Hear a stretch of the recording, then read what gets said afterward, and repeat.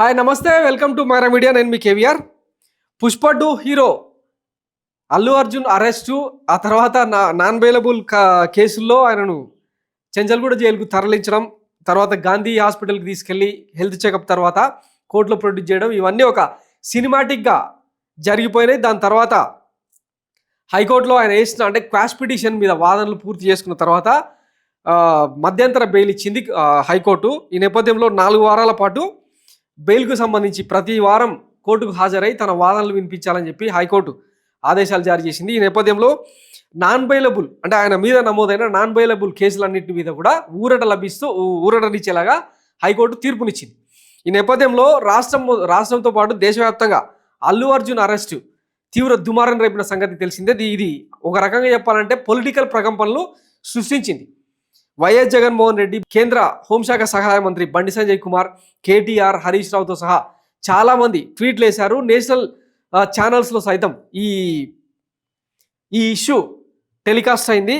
ఈ మొత్తం ఇష్యూలో రేవంత్ రెడ్డి సర్కార్ ఏమైనా తొందరపడిందా అన్న చర్చ ఇప్పుడు సర్వత్రా జరుగుతుంది. ఎందుకంటే అల్లు అర్జున్ అంటే ఆ రోజు సంధ్యా థియేటర్ తొక్కిసలాట రోజు రేవతి అనే మహిళ చనిపోయిన రోజే పోలీసులు అల్లు అర్జున్ మీద ఏవన్ ముద్దాయిగా చేరుస్తూ, అలాగే ఆయన సెక్యూరిటీ టీం మీద, సంధ్యా థియేటర్ యాజమాన్యం మీద పలు కేసులను పెట్టింది. ఆ రోజే తన అరెస్టును ఆపేందుకు క్వాష్ పిటిషన్ వేసింది అల్లు అర్జున్. దాని మీద పూర్తి స్థాయి విచారణ జరగకుండానే ఆగమేఘాల మీద అరెస్ట్ చేయడం ఎంతవరకు కరెక్ట్ అన్న చర్చ ఇప్పుడు అందరిలోనూ వ్యక్తమవుతుంది.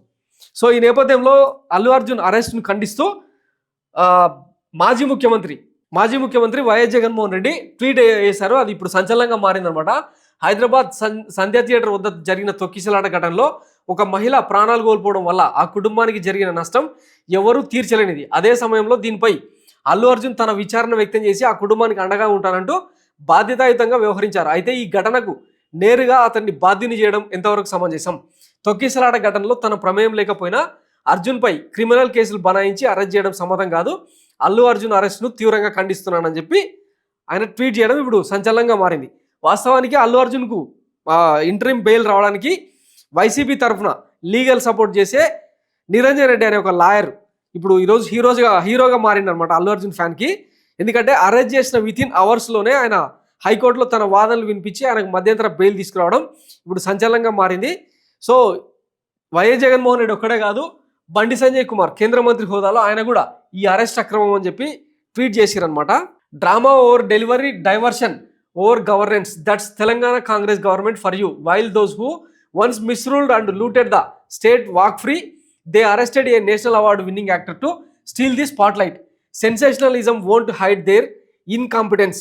Whole nation saw through Congress desperate drama అని చెప్పి బండి సంజయ్ కూడా అంటే కేంద్ర సహాయ శాఖ మంత్రి, హోంశాఖ సహాయ శాఖ మంత్రి హోదాలో ఆయన పెట్టడం ఇప్పుడు సంచలనంగా మారింది. ఆయనతో పాటు హరీష్ రావు, కేటీఆర్ ఇట్లా రాజకీయ నాయకులు అందరూ కూడా అల్లు అర్జున్ అరెస్ట్ను ఖండిస్తూ విచారం వ్యక్తం చేశారు.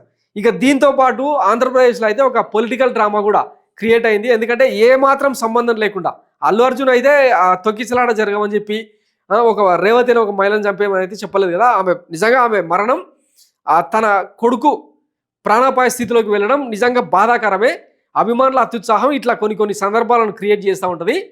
సో దాన్ని ఖండించాల్సిందే ఎవరైనా. కానీ దీనికి అల్లు అర్జున్కి ఏం సంబంధం అన్నది ఇప్పుడు అందరిలో ఎవరెత్తున్న పాయింట్. పైగా తను విచారం వ్యక్తం చేస్తూ ఆ కుటుంబానికి అండదండలుగా అందిస్తామని చెప్పి గుడ్ విల్ కింద ఆ రోజే 25 లక్షలు ప్రకటించిండు. తర్వాత హాస్పిటల్ బిల్స్, ఇంకేమైనా ఖర్చులు ఉంటే పిల్లల భవిష్యత్తుకు సంబంధించి అంతా తాను చూసుకుంటానని చెప్పి స్టేట్మెంట్ కూడా ఇచ్చిండ్రు. కనీసం విజయోత్సవాలను కూడా సరిగా నిర్వహించలేకపోతున్నాం అని చెప్పి రిగ్రెట్ ఫీల్ అయిన సందర్భాల్ని మనం చూసినాం. ఈ మొత్తం ఎపిసోడ్లో రేవంత్ రెడ్డి పేరు మర్చిపోయిండు అన్న ఒక రివెంజ్ పాలిటిక్స్లో భాగంగా అల్లు అర్జున్ మీద ఈ పవర్ చూపించారు అని చెప్పి జరుగుతున్న చర్చలో అది ఎంతవరకు వాస్తవం, దీని వెనకాల ఈ కుట్రకోణం వెనకాల ఎవరెవరు తలకాయలు ఉన్నాయన్నది రాబోయే రోజుల్లో వెలుగు చూసే అవకాశం ఉంది. కానీ ఇప్పుడు మొత్తం జరుగుతున్న చర్చ ఏంటంటే డైరెక్ట్ ప్రమేయం ఉన్న గోదావరి పుష్కరాలలో 2015లో 29 మందిని తొక్కి చంపారు జనాలు. అప్పుడు ఎవరు మన బోయపాడి యాక్షన్ టేక్ బాబు గారు రెడీనా అన్నదానికి ఇంచుమించు 29 మంది చనిపోయినరు. దాని తర్వాత కందుకూరు ఇరుకుసందులో చంద్రబాబు గారు మీటింగ్ పెట్టి ఆ చీరలు సారేలేవో పంచే కార్యక్రమంలో మహిళలు వాళ్ళు తొక్కుకుంటే ఇంచుమించు 9 మంది చనిపోయారు. వాళ్ళ మృతికి కారణమైన అంటే డైరెక్ట్ ఇన్వాల్వ్మెంట్ ఉన్న చంద్రబాబు గారిని ఎందుకు అరెస్ట్ చేయరు? ఈ వ్యవస్థలు అట్లా ఎందుకు పనిచేయవని చెప్పి ఒక సరికొత్త ఈక్వేషన్ తెర మీదకి తీసుకొచ్చారు. లక్ష్మీపార్వతితో పాటు కేపాల్ ఈరోజు ఆయన డైరెక్ట్ అంటే అల్లు అర్జున్ అరెస్ట్కి సంబంధించి నిరసనగా హైకోర్టుకు హాజరై తన వాదనలు వినిపించేందుకు వెళ్ళారనమాట. సో ఇది మొత్తం ఒక మెలోడ్రామా నడుస్తూ ఉందన్నమాట. వాస్తవమే కదా, ఇప్పుడు ఏ సంబంధం లేని అల్లు అర్జున్ మీదనే వ్యవస్థ ఇంత వేగంగా కదిలినప్పుడు మరి చంద్రబాబుకు డైరెక్ట్ ప్రమేయం ఉన్నప్పుడు మళ్ళీ ఆయనను ఎందుకు అరెస్ట్ చేయలేదు? ఇంచుమించు 8-10 ఏళ్ళు అవుతున్నా కూడా ఆ కేసు ఎందుకు విచారణ జరగట్లేదు?